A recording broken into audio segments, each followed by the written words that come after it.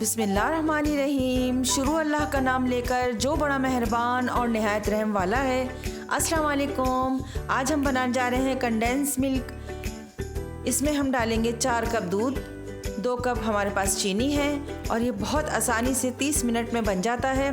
घर में आप आइसक्रीम बनाएं, कोई स्वीट डिश बनाएं, फालूदा बनाएं, उसमें आप ये डालें, बहुत लजीज बनता है। तो चलें बनाते हैं कंडेंस मिल्क।